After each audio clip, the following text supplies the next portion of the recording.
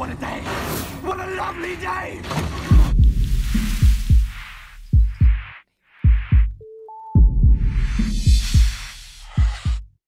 Welcome to Flat Earth Debate. I'm your host, Nathan Oakley, and if you're new to this channel, or you have not done so already, be sure to subscribe and hit the bell notification icon to keep up to date with the Flat Earth Debate. If you would like to support this channel, there is a super chat that runs alongside each of these shows while they're live, and there's also a PayPal link in the info box below the video. We are joined by Sleeping Warrior and Arwin for a discussion or a debate about gravity. How are you both doing, gentlemen, first of all? All's good. How you doing, Arwin? Good evening. Yep, I'm good. Okay, well... Nervous, though. Don't be nervous, Arwin. Well, I think it's only fair, as Arwin's got the assertion in regards to gravity, that he goes first, maybe has a couple of minutes or however long you need, Arwin, to explain your position, and then we'll go from there. Is that good by you? All right. Yeah, I'd like to start out by addressing Riley that I wanted to apologize for yesterday when, in the heat of the debate, I basically swept the rug from underneath your feet in the middle of an argument. And yeah, you left quite after, and I wanted to apologize that it was very bad timing of me, and it was not my intention to hurt your feelings. Although, yeah, there was maybe a little bit of subconscious vengeance there, but yeah, despite that, I wanted to apologize, and I want to have this debate in a context of friendship, if that is okay with you. I accept, Darwin. I think ultimately, there's a way to disagree with people, and I think that when there's a baller in and we're having a fight that's on topic, that's not the time to disagree. There's a time to disagree, and this is now. And we can, if we agree to disagree properly whilst there's ballers in and have it at another point, then that is a lot better than doing it whilst there's a baller in where one of us has took the fight up. And on that basis, I accept your apology completely without reservation, and I thank you for it, because I see you as a friend. I see you as an ally. And although I don't agree with you on a lot of stuff, there is stuff that I do agree with you on. And I've said that publicly. And I feel as though at times you don't credit me for where I do agree with you and just focus on the bits where I don't agree with you.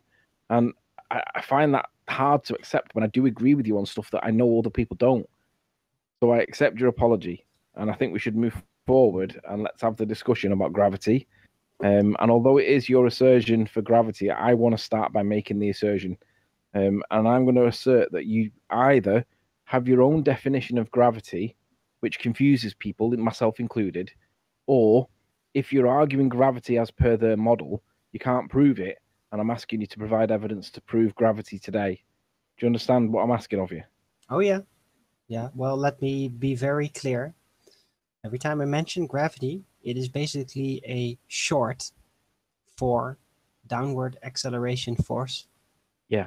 This is very specifically defined, and it is not towards a center of a ball Earth, and it is not caused by masses being attracted to other masses. Now, it's the word force that I want to concentrate on. I have an issue with the word downward, but for this conversation, I'm not going to focus on downward at all. I'm going to focus on the word force. All right. Because my position is that you can't prove that there's a force, but I can prove that there is no force, and no force is needed.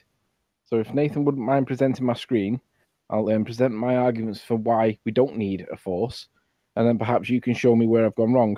Before you do, so you've had a bit of time to just wrap up your points. Can you just give Arwin a couple of minutes to do the same, and then we'll move on to you and so on and so forth. All right. Go ahead, Arwin. Me? Yeah, so you've had a summary from Anthony. If you don't need one, then we'll just move straight on to what he's got to show. But if not, hopefully you'll summarise your position in the same way. All right. Well, I am absolutely certain that there is a force present by default that causes downward acceleration force expressed in the form of buoyancy and density in a natural stationary fashion. And I will explain further upon this, and I have done this before in another Hangout that I linked to at the beginning in chat. And yeah, I definitely do believe there is a force active. So that is my that's my statement about that. So please continue. Do we agree that this is going to be about what can be proven or demonstrated as truth rather than the belief? If it's on a belief, I can accept that you have this belief. Absolutely, but I will say that part of the conclusion, why I say it is a force, is based upon a very logical deduction. Okay, so not a presuppositional deduction, okay, just simply a logical deduction, which I will, just for the sake of it, call a Pythagorean deduction. Okay. Are we presenting, Nathan? I can be, yeah, if you want to be. If you would. So I'm going to demonstrate my points. And for anybody that's in chat watching, you can equally do this yourself just by typing in Phuket word gravity and then finding his video entitled, what's it? I'm going to have to find what it's called. No Gravity, No Globe Demo, Relative Density on Flat Earth. It's one of his most popular videos. You can sort by his most popular videos and you'll find it. And all I'm going to do is I'm going to talk through what Nick does. So massive shout outs to Nick. I know that he's all right with us using this video.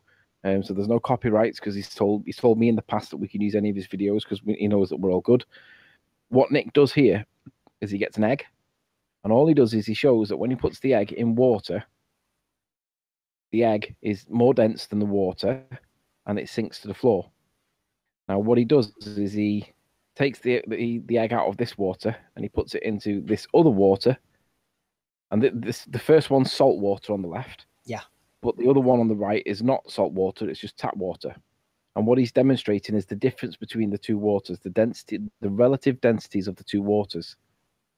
Now what he does is he's going to manipulate the density of the water by adding some salt. So what he's going to demonstrate is that if he varies the density, the relative density of the environment that the egg is in, that will force it to move. So scientifically speaking, the variable that he's going to manipulate is the density of the water that the egg is sat in.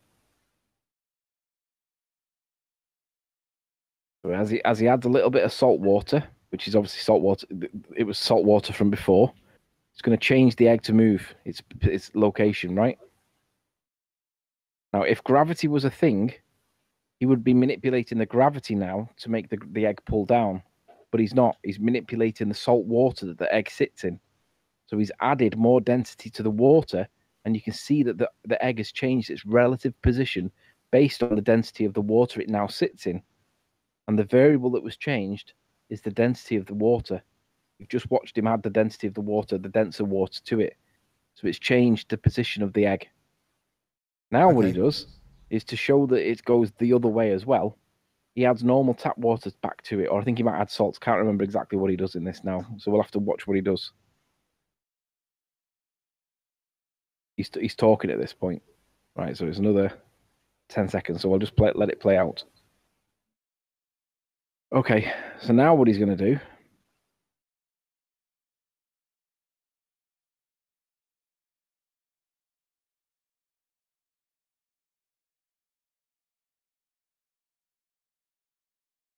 I think he's going to put the egg back into the denser water, and he's going to show that the egg is more dense. The egg's more dense than the normal water.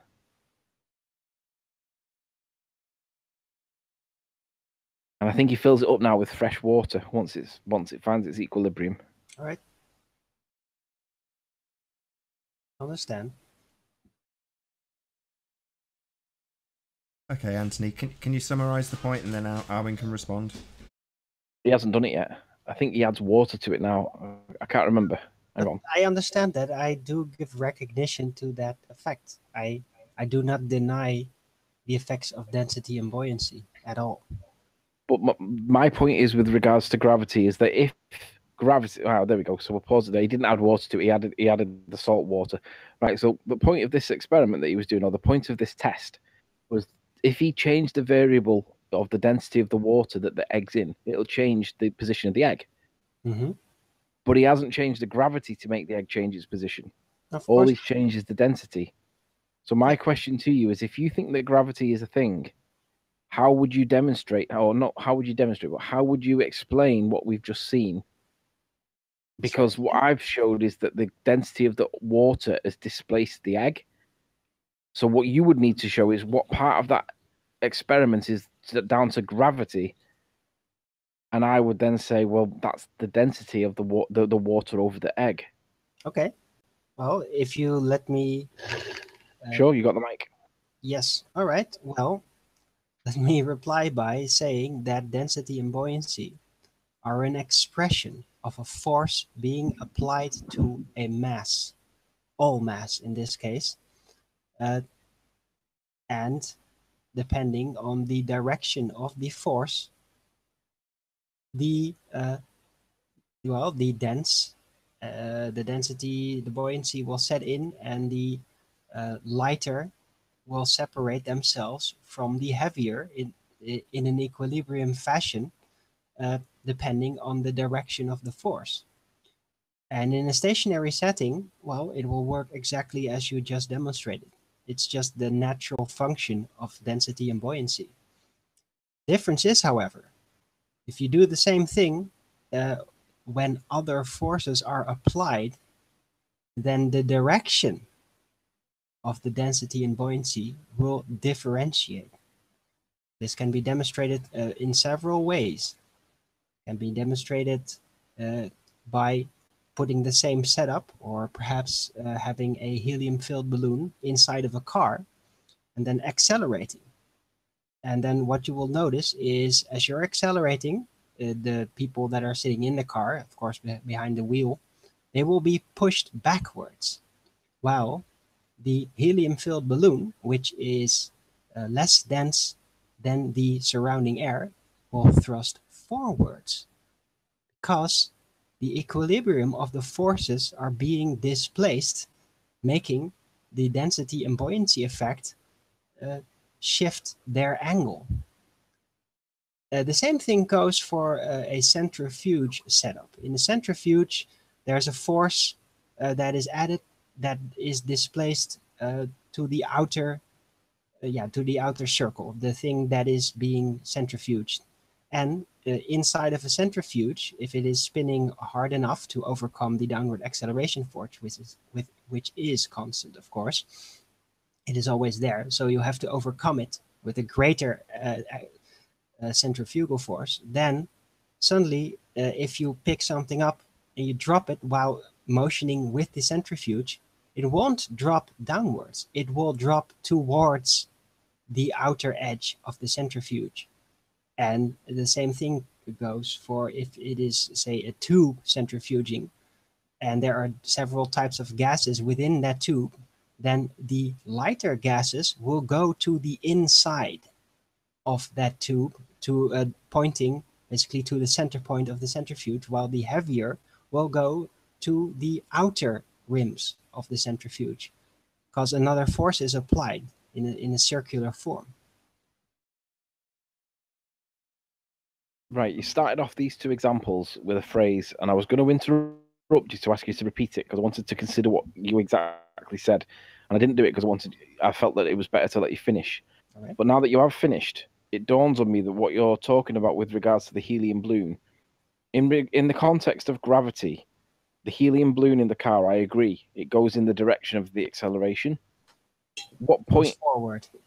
Yeah, it goes in the direction of it. So as the car goes forward, I agree, the helium balloon goes with the car going forward, whereas the people in the car go backwards. Yes, I agree. because they are heavier than the air that surrounds them. How does that relate to gravity in this downwards acceleration force that you claim? It doesn't. It relates to a force being applied to the materials within the motioning body. So what's the force then? The force would be what? The displacement of the air behind. So I agree. We can agree that the displacement of the air is caused by the acceleration. Yeah? All right. So do you then agree that in this process, the equilibrium point of the density and buoyancy directions shifts in accordance to the new force being applied? hang on. Let's go back. No, We no, can no, no. agree- I want you to answer this question. It's a very straightforward question. Come on. I'm midway through a point. We can agree that the acceleration of the car is the force. Yeah? Yeah. Where's the force in the egg experiment? It is what is universally present. There is no extra added force. Right. That's my point, though. Yeah. But you're claiming that there's a force. Now, in the helium... No, I can get to that. I can get to that. I will eventually. But at first, I want to answer the question. Do you recognize that when another force is being displaced or being applied to a body with different materials within it, that the basically the direction of the buoyancy reorganization of the materials shifts in accordance to the applied forces? Yeah, I do agree with that.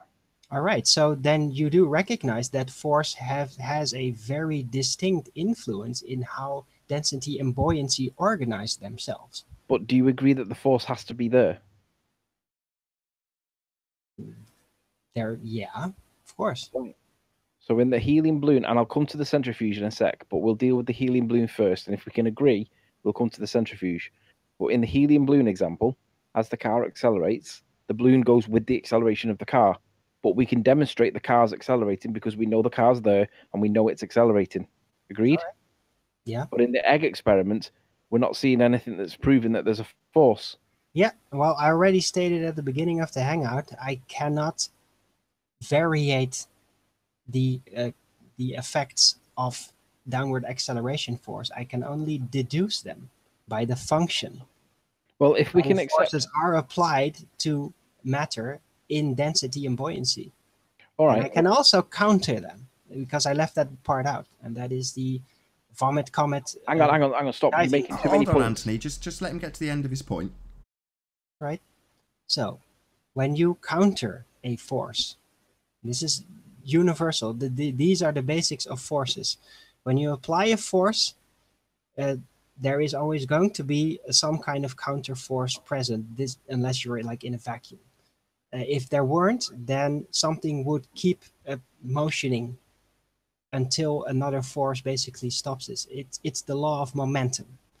So, if you counter a force and bring it back to equilibrium, then yeah, there will effectively be no forces applied to whatever it is you are dealing with. So, if you take a plane and you go in it and you take an aquarium filled with different materials in it, oil, water, sand, an enclosed aquarium, completely enclosed, otherwise it's going to go all over the place, and you then motion downward, you move downward to get an equilibrium with the presumed rate of the downward acceleration force, you will then see that density and buoyancy no longer apply, because there is no force being applied to it that will cause it to organize itself into the specific direction as it normally does in a stationary situation. Thus, there can only be one conclusion. In a stationary setting, there is a force being applied. Otherwise, the materials would not organize themselves within density and buoyancy in the fashion that they do. Right. Right. At this point, there are numerous points on the table, and I'm not going to let you make any more points unless we deal with the points that are on the table first, because otherwise it's the scattergun approach that Jaren gets when he gets against Red's rhetoric. We're going to deal with the points that are on the table. So I'm going to come back to the centrifugal force first point first. Is that okay? Fine. So, can you see my screen?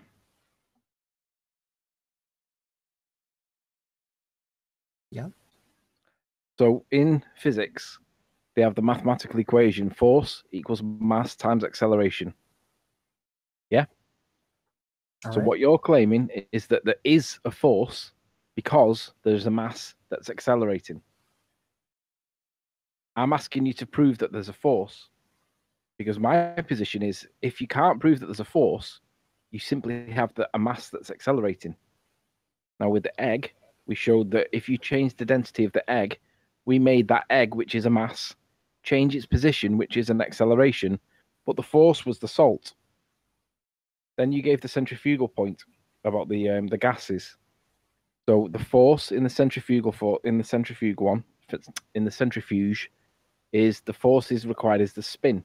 So if you make the centrifuge and you make it spin, that's the force, because you have the masses of the gases, and you're right, the lighter gases go on the inside and the heavier gases go on the outside. So we have the masses accelerating and you're spinning it. Mm-hmm. But with regards to gravity, if you have something that accelerates, if you have a mass that accelerates, you've got to be able to identify the force, and not just mathematically identify it. You've got to show that there's a force there.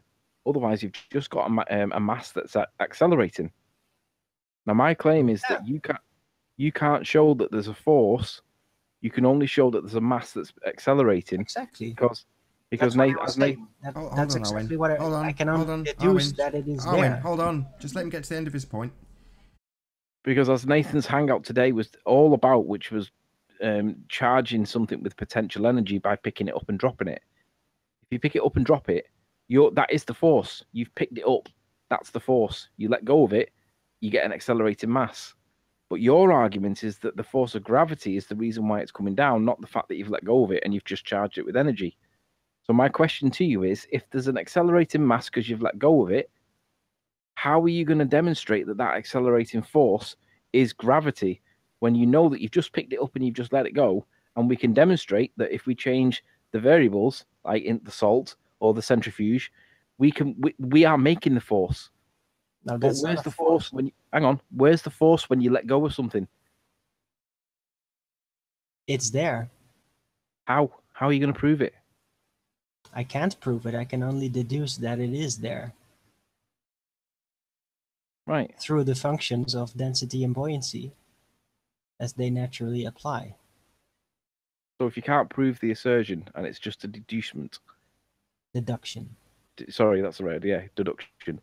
If you can't prove gravity, it's a deduction. Do you prove your point? Yes, I do. How? Because density and buoyancy are ever present, and when other forces are applied, then their function shifts. But density and buoyancy is my argument, and I'm asking you for what the other force is that you've just said you can't prove. It's a deduction. I can deduce that it is there by the application of other forces shifting the function of density and buoyancy, and by negating it. No, you can't. Free fall. Yeah, I can. When you free fall, then density and buoyancy suddenly no longer apply in the normal fashion.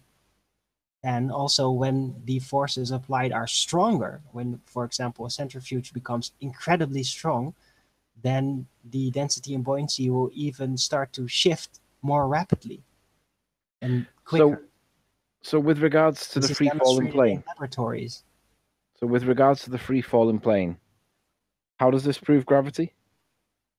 Well, it negates the downward acceleration like motion that causes things to separate through density and buoyancy in a normal stationary state. So if it negates the downward acceleration, that means you no longer have a mass that's accelerating. Therefore, you couldn't possibly have a force. Sorry, say it again? I'm just reading back your words, what you just said. Your words were, it negates the downwards acceleration of the object. With negate, I mean it causes another counterforce that causes an equilibrium. Right. So how are you going to demonstrate that counterforce? Because your words were Motion? it negates Downward motion? Well, you said that it negated the acceleration of the downward of the object, the downward acceleration, right? So if you don't have the mass that's accelerating, you can't by physics you can't have a force because you completely negate this equation. No, you don't. So do you have a downward acceleration or not in the plane? Yeah, you will. You will go with the downward acceleration force, causing the equilibrium in forces. So I'm not on about the plane. I'm on about the object that's in the plane. Is the object in the plane having a downward acceleration or not?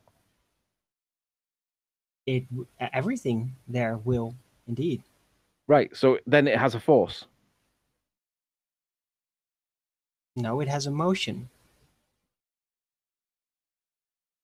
You're confusing me because either the plane's coming, if the object in the plane, let's call it the human, if the plane's falling, but the human in the plane starts to float, Hmm. does it have a downward acceleration force? It is still being applied, but the motion negates the forces by a counter motion, the downward motion. It goes perfectly with it, effectively So, causing an equilibrium in forces. so yes or no, is the human having a downward acceleration force or not?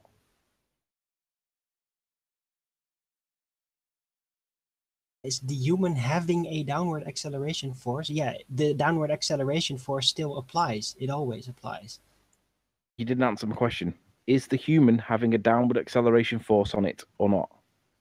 Yes, downward Right. acceleration force is applied. So then, by the maths, if you have a downward acceleration force, that must equal force. That must equal the gravity, right? Yes. How are you going to prove that gravity is in play? Because I could prove that the egg moved itself all by itself with a bit of with a bit of salt. Yeah, in stationary motion. But if you then counter that effect of the stationary downward acceleration force by moving with it, effectively causing an equilibrium, then that effect will no longer appear to work. But then you wouldn't have an accelerating force because it would be in a state of equilibrium. No, it is always there. You're just countering it with another force. Either way, though, you're not proving a force. You're Yeah, just I countering am. the force. I am. In that So sense, you're I'm directly deducing it by causing an equilibrium in forces. Yeah, but the word I used was prove, not deduce. Yeah, well, I'm sorry there because, yeah, deducing is all I can do. I don't know what causes it. That's okay. I can accept that. So in future, then, can we agree in future for future hangouts that your downward acceleration force is a deduction rather than proof? Absolutely. I fully admit Great. that.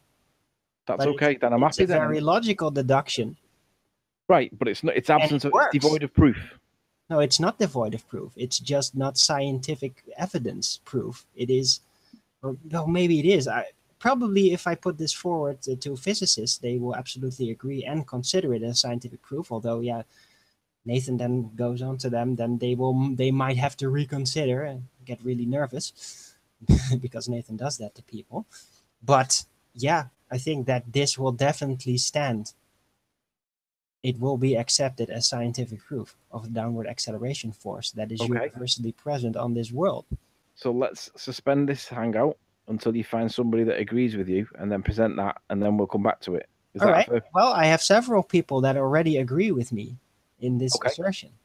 But you haven't got Some of anything them to are support in that chat now. right now. Hold on, Are you Anthony. able? Are you able to Hold on, cite any of Anthony. the? Hold on. You said we need to postpone. We don't. He's saying he's got what you want. So let's just hear his reply. Yeah, that's what I'm asking for. Okay. Are you able to present any evidence to support your position at the moment that a deduction of logic is proof? It's just the natural workings of forces. If you've learned in school about force calculations, it's one of the first things you learn. You will learn how forces work. So that would be a And no. well, just by the logical workings of forces, if there is a force and there is another force countering it, and whichever force is stronger will cause a motion in the direction of the weaker force, basically. That is how forces work. So the if answer- you the then answer to my move question- with a force, then you completely negate it. So the answer because to my it will question was cause an no. equilibrium. So the answer to my question was no. I think it is yes. Can you produce it? Well, I'd have to go on the vomit comet to basically demonstrate it to you, and I'd have to go on a centrifuge to demonstrate it to you. Although So you the already answer would seem be to no. trust that I'm correct in the assertions that I made. And Right, yeah, but the I answer- can definitely say that that is what happens. I've seen it with Right, my but your own claim eyes. right now is that other physicists would agree with you. Yeah, I think they will. Can you prove that anybody would agree with you that a deduction of logic would equal proof? Yeah. I think they will. Can you prove that point? Is there anybody that would agree No, I with you? don't know any official physicists. So the except answer would maybe be some no. of the ballers.